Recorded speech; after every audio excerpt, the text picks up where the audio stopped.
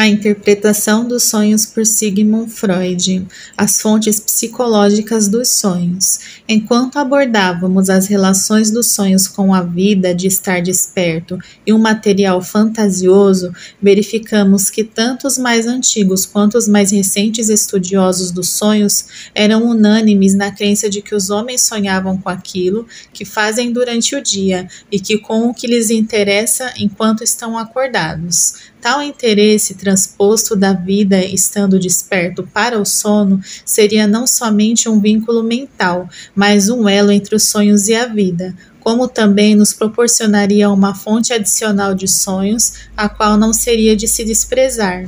De fato, tomada em um conjunto com os interesses que se desenvolvem durante o sono, os estímulos que afetam a pessoa adormecida, talvez ele pudesse ser suficiente para explicar a origem de todas as imagens fantasiosas que surgem nos sonhos. Mas também ouvimos a afirmação oposta, ou seja, a de que os sonhos afastam o sujeito adormecido dos interesses diurnos, e que por via de regra só começamos a sonhar com as coisas que mais nos impressionaram durante o dia, depois de elas terem perdido o sabor de realidade na vida diária. Assim, a cada passo que damos em nossa análise da vida fantasiosa, sentimos que é impossível fazer generalizações sem nos resguardarmos por meio de ressalvas, como frequentemente, por via de regra ou na maioria dos casos, e sem estarmos dispostos a admitir a validade das exceções. Se fosse verdade que os interesses de vida diária, juntamente com os estímulos internos e externos durante o sono, bastam para esgotar a etiologia dos sonhos, deveríamos estar em condições de dar uma explicação satisfatória da origem de todos os elementos de um sonho. O enigma das fontes dos sonhos estaria resolvido, e restaria apenas definir a parcela cabível respectivamente aos estímulos psíquicos e somáticos em qualquer sonho específico. Na realidade, tal explicação completa de um sonho jamais foi obtida, e quem quer que tenha tentado consegui-la deparou com partes geralmente muito numerosas dos sonhos, sobre cuja origem nada se pode dizer. Está claro que os interesses diurnos não são as fontes psíquicas tão importantes dos sonhos, quando se poderia esperar das asserções categóricas de que todas as pessoas continuam a tratar seus assuntos cotidianos em seus sonhos. Não se conhece nenhuma outra fonte psíquica dos sonhos. Assim ocorre que todas as explicações dos sonhos apresentadas na literatura sobre o assunto, como a possível exceção citada por Scherner, que serão abordadas posteriormente, apresentam uma grande lacuna quando se trata de atribuir uma origem às imagens representativas que constituem o material característico dos sonhos. Nessa situação embaraçosa, a maioria dos que escrevem sobre esse assunto tende a reduzir ao mínimo o papel desempenhado pelos fatores psíquicos na instigação dos sonhos, visto ser tão difícil chegar até eles. É verdade que esses autores dividem os seus sonhos em duas principais classes, os causados pelas estimulações nervosas e os causados por associação, dos quais os últimos têm sua fonte exclusivamente na reprodução de material já vivenciado. Wundt, em 1874, afirmou: não obstante, não conseguem fugir à dúvida e saber se algum sonho pode ocorrer sem ser impulsionado por algum estímulo somático. E Volkett, em 1875, afirmou: é difícil até mesmo dar uma descrição dos sonhos puramente associativos. Nos sonhos associativos propriamente ditos, não há nenhuma possibilidade de existir um núcleo tão sólido derivado da estimulação somática. Até mesmo o próprio centro do sonho é montado de forma muito frouxa. Os processos representativos que não são regidos pela razão ou pelo bom senso em nenhum sonho, já nem sequer se mantêm ligados aqui por quaisquer excitações somáticas ou mentais relativamente importantes, ficando assim entregues às suas próprias mudanças calendoscópias e à sua própria confusão embaralhada. Wundt, em 1874, afirmou: também procuram minimizar o fator psíquico da provocação dos sonhos. Declara que não parece haver justificativa para se considerarem os os fantasmas dos sonhos como puras alucinações, e é provável que a maioria das imagens fantasiosas consista de fato em ilusões, uma vez que surgem de tênues impressões sensoriais que jamais cessam durante o sono. Weigand, em 1893, adotou este mesmo ponto de vista e generalizou a sua explicação. Ele afirma no tocante de todas as imagens fantasiosas que suas causas primárias são estímulos sensoriais e que só depois é que as associações reprodutivas se ligam a eles. Tissier, em 1898, ainda foi mais longe, ao estabelecer um limite para as fontes psíquicas de estimulação. Os autores que, como o eminente filósofo Wundt, adotam uma posição intermediária, não deixam de observar que, na maioria dos sonhos, os estímulos somáticos e os instigadores psíquicos, sejam eles desconhecidos ou identificados como interesses diurnos, atuam em cooperação. Verificaremos mais tarde que o enigma da formação dos sonhos pode ser solucionado pela revelação de uma insuspeita fonte psíquica de estimulação. Entre mentes, não teremos nenhuma surpresa ante a superestimação do papel do desempenho da formação dos sonhos por estímulos que não decorrem da vida mental. Não apenas eles são fáceis de descobrir e até mesmo passíveis de confirmação experimental, como também a visão somática da origem dos sonhos está em perfeita harmonia com a corrente de pensamento predominante na psiquiatria de hoje. É verdade que o domínio do cérebro sobre o organismo é sustentada com aparente confiança. Não obstante, qualquer coisa que possa indicar que a vida psíquica é de algum modo independente de alterações orgânicas demonstráveis ou que suas manifestações são de algum modo espontâneas, alarma o psiquiatra moderno, como se o reconhecimento dessas coisas fosse trazer de volta inevitavelmente os dias da filosofia da natureza e da visão metafísica da natureza da mente. As suspeitas dos psiquiatras puseram a mente, por assim dizer, sob tutela, e agora eles insistem que nenhum dos seus impulsos tem a liberdade de sugerir e que ela se dispõe de qualquer meio próprio. Esse comportamento apenas mostra como, na verdade, eles depositam pouca confiança na validade de uma relação casual entre o somático e o psíquico, mesmo quando a pesquisa mostra que a causa ativadora de um fenômeno é psíquica. Uma investigação mais aprofundada um dia seguirá mais adiante nesta mesma trilha e descobrirá uma base orgânica para o evento mental. Mas se no momento não podemos enxergar além do psíquico, isso não é motivo para negar-lhe a existência. As características psicológicas e diferenciadas dos sonhos. Nosso exame científico dos sonhos parte do pressuposto de que eles são produtos da nossa própria atividade mental. Não obstante, o sonho acabado nos deixa a impressão de algo estranho a nós. Estamos tão pouco obrigados a reconhecer a nossa responsabilidade por ele, que em antemão somos aptos a dizer: tive um sonho, literalmente, um sonho veio a mim. Qual a origem desse sentimento de que os sonhos são estranhos à nossa mente? Em vista de nossa discussão das fontes dos sonhos, devemos concluir que a estranheza não pode ser causada pelo material que penetra o conteúdo deles, uma vez que esse material surge em sua maior parte e é comum aos sonhos e à vida quando se está desperto. Surge a questão de determinar se nos sonhos não haverá modificações nos processos da mente que produzem impressões que examinamos aqui, ou por isso faremos uma tentativa de traçar um quadro dos atributos psicológicos dos sonhos. Ninguém ressaltou com maior precisão a diferença essencial entre o sonhar e a vida quando se está desperto, ou tirou dela conclusões de maior alcance, como Flerner em um trecho de sua obra.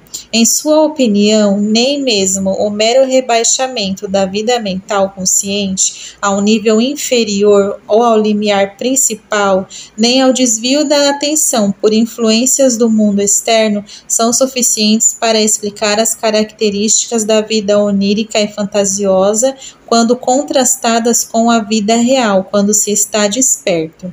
Ele suspeita antes de que a cena de ação dos sonhos seja diferente da cena da vida e das representações de quando se está acordado. Se a cena de ação da atividade psicofísica fosse a mesma no sono e no estado de estar desperto, os sonhos só poderiam ser, segundo o seu ponto de vista, um prolongamento, num grau inferior de intensidade da vida de representações da Virgília. Além disso, seriam necessariamente do mesmo material e forma, mas o fato é bem diferente disso. Não está claro o que Flerner tinha em mente ao se referir a essa mudança de localização da atividade mental, e tampouco, ao que eu saiba, nenhuma outra pessoa seguiu a trilha indicada por suas palavras. Podemos, penso eu, descartar a possibilidade de dar à frase uma interpretação anatômica e supor que ela se refere à localização cerebral fisiológica ou mesmo às camadas histológicas do córtex cerebral. É possível também que a sugestão venha finalmente a se revelar sagaz e fértil, se puder ser aplicada a um aparelho mental, composto por várias instâncias dispostas sequencialmente uma após a outra.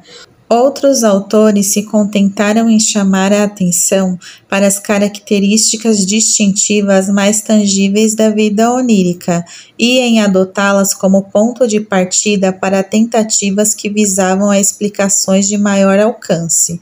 Observou-se justificadamente que uma das principais peculiaridades da vida onírica surge durante o próprio processo de adormecimento, podendo ser descrita como um fenômeno anunciador do sonho. De acordo com Schumacher, em 1862, o que caracteriza o estado de vigília é o fato de que a atividade do pensar ocorre em conceitos e não em imagens. Já os sonhos pensam essencialmente por meio de imagens, e com a aproximação do sono é possível observar como, à medida que as atividades voluntárias se tornam mais difíceis, surgem representações involuntárias, todas elas se enquadrando na categoria de imagens. A incapacidade para o trabalho de representações do tipo que vivenciamos com intencionalmente desejado e o surgimento habitualmente associado a tais estados de abstração de imagens, estas são duas características perseverantes nos sonhos, que a análise psicológica dos sonhos nos força a reconhecer como características essenciais da vida onírica. Já tivemos ocasião de ver que essas imagens, alucinações hipnagógicas, são elas próprias idênticas em seu conteúdo às imagens oníricas. Os sonhos, portanto, pensam predominantemente em imagens visuais, mas não exclusivamente. Utilizam também imagens auditivas e, em menor grau, impressões que pertencem aos outros sentidos. Além disso, muitas coisas ocorrem nos sonhos, tal como fazem normalmente na vida real, simplesmente como pensamos ou representações, provavelmente bem entendido sob a forma de resíduos de representações verbais. Não obstante, o que é verdadeiramente característico dos sonhos são apenas os elementos de seu conteúdo que se comportam como imagens, isto é, que se assemelham mais às percepções do que às representações mnêmicas, deixando de lado todos os argumentos tão familiares aos psiquiatras sobre a natureza das alucinações. Estaremos concordando com todas as autoridades no assunto ao afirmar que os sonhos alucinam alucinam, que substituem os pensamentos por alucinações. Nesse sentido, não há distinção entre as representações visuais e acústicas. Tem-se observado que quando se adormece com a lembrança de uma sequência de notas musicais na mente, a lembrança se transforma numa alucinação da mesma melodia, ao passo que quando se volta a acordar, e os dois estados podem alternar-se mais de uma vez durante o processo do adormecimento, a alucinação cede lugar, por sua vez, à representação mnêmica, que é ao mesmo tempo mais fraca e qualitativamente diferente dela. A transformação de representações em alucinações não é o único aspecto em que os sonhos diferem de pensamentos correspondentes na vida da Virgília. Os sonhos constroem uma situação a partir dessa imagem, representa um fato que está realmente acontecendo. Como diz Spita em 1882, os sonhos dramatizam uma ideia. Mas esta faceta da vida fantasiosa só pode ser plenamente compreendida se reconhecermos, além disso, que nos sonhos, por via de regra, pois há exceções que exigem um exame especial, parecemos não pensar, mas ter uma experiência. Em outras palavras, atribuímos completa crença às alucinações. Somente ao despertarmos é que surge o comentário crítico de que não tivemos nenhuma experiência, mas estivemos apenas pensando de forma peculiar, ou dito de outra maneira, sonhando. É essa característica que distingue os verdadeiros sonhos do devaneio, que nunca se confundem com a realidade. Burdach, em 1838, resume com as seguintes palavras as características da vida onírica que examinamos até agora. Figuram entre as características essenciais dos sonhos: a. Nos sonhos, as atividades subjetivas de nossa mente aparecem de forma objetiva, pois nossas faculdades perceptivas encaram os produtos da nossa imaginação como se fossem impressões sensoriais. B. O sono significa um fim da autoridade do eu, daí o adormecimento traz consigo um certo grau de passividade. As imagens que acompanham o sono só podem ocorrer sob a visão da condição de que a autoridade do eu seja reduzida. O passo seguinte consiste em tentar explicar a crença que a mente deposita nas alucinações oníricas, crença esta que só pode surgir depois de ter cessado uma espécie de atividade autoritária do eu. Strumpel, em 1877, argumenta que neste sentido a mente executa sua função corretamente e de acordo com o seu próprio mecanismo. Longe de serem meras representações, os elementos do sonho são experiências mentais verdadeiras e reais, do mesmo tipo das que surgem no estado da vigília através dos sentidos. A mente em estado de vigília produz representações e pensamentos em imagens verbais e na fala. Nos sonhos, porém, ela o faz em verdadeiras imagens sensoriais.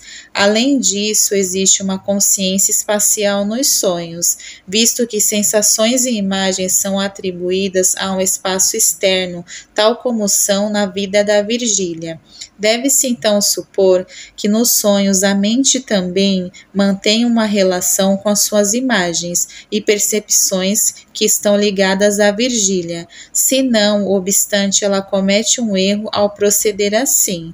É porque no estado do sono lhe falta um único critério que torna possível estabelecer uma distinção entre as percepções sensoriais provenientes de fora e de dentro. Ela está impossibilitada de submeter suas imagens oníricas aos únicos testes que poderiam provar sua realidade objetiva. Além disto, despreza a distinção entre as imagens que só são arbitrariamente intercambiáveis e os casos em que o elemento do arbítrio se acha ausente. Ela comete um erro por estar impossibilitada de aplicar a lei da causalidade ao conteúdo dos seus sonhos. Em suma, o fato de ter se afastado do mundo externo é também razão da sua crença no mundo subjetivo dos sonhos. Delbo, em 1885, chega à mesma conclusão após argumentos psicológicos um pouco diferentes. Acreditamos na realidade das imagens oníricas, diz ele, porque em nosso sono não dispomos de outras impressões com as quais compará-las, por estarmos desligados do mundo exterior. Mas a razão pela qual acreditamos na veracidade dessas alucinações não é por ser impossível submetê-las a um teste dentro do sonho. O sonho pode parecer oferecer-nos estes testes, pode deixar-nos tocar a rosa que vemos, e ainda assim estaremos sonhando. Na opinião de Delbo, existe apenas um critério válido para determinar se estamos sonhando ou acordados, e esse é um critério puramente empírico do fato de acordarmos. Concluo que tudo o que experimentei entre adormecer e acordar foi ilusório quando ao despertar verifico que estou deitado e despido na cama. Durante o sono tomei as imagens oníricas por imagens reais graças ao meu hábito mental, que não pode ser adormecido, de supor a existência de um mundo externo com o qual estabeleço um contraste com o meu próprio ego. Assim, o desligamento do mundo externo parece ser considerado o fator que determina as características mais marcantes da vida onírica. Vale a pena, portanto, citar algumas observações perspicazes, feitas há muito tempo por Burdach, que lançam luz sobre as relações entre a mente adormecida e o mundo externo, e que são perfeitas para nos impedir de dar um valor excessivo às conclusões tiradas nas páginas anteriores. O sono, escreve ele, só pode ocorrer sob a condição de que a mente não seja irritada por estímulos sensoriais, mas a pré-condição real do sono não é tanto a ausência de estímulos sensoriais, mas antes a falta de interesse neles. Algumas impressões sensoriais a rigor podem ser necessárias para acalmar a mente. Assim, o moleiro só consegue dormir se estiver ouvindo o estalido do seu moinho, e quem quer que encare como precaução necessária manter uma lamparina acesa durante a noite, acha impossível dormir no escuro. No sono, a mente se isola do mundo externo e se retrai da sua própria periferia. Não obstante, a conexão não se interrompe inteiramente. Se não pudéssemos ouvir nem sentir enquanto estamos efetivamente adormecidos, mas só depois de acordados, seria inteiramente impossível despertarmos. A persistência da sensação é comprovada com mais clareza ainda pelo fato de que o que nos desperta não é somente a mera força sensorial de uma impressão, mas o seu contexto psíquico. Um homem adormecido não é despertado por uma palavra qualquer, mas se for chamado pelo nome, ele acorda. Assim, a mente adormecida distingue diferentes sensações. É por essa razão que a falta de um estímulo sensorial também pode despertar um homem, caso esteja relacionada com algo de importância representativa para ele. Assim é que o homem com a lamparina acesa acorda se ela apagar, e o mesmo acontece com o moleiro se o seu moinho parar. Entre outras palavras, ele é despertado pela cessação de uma atividade sensorial. Isso implica que tal atividade era percebida por ele, mas como era indiferente ou insatisfatória, não lhe perturbava a mente. Mesmo que desprezemos essas objeções, e de modo algum elas são insignificantes, teremos que confessar que as características da vida onírica que consideramos até agora e que foram atribuídas ao seu desligamento do mundo externo não explicam inteiramente o seu estranho caráter, pois de outro modo deveria ser possível transformar novamente as alucinações de um sonho em representações e suas situações em pensamentos, e assim solucionar o problema da interpretação dos sonhos.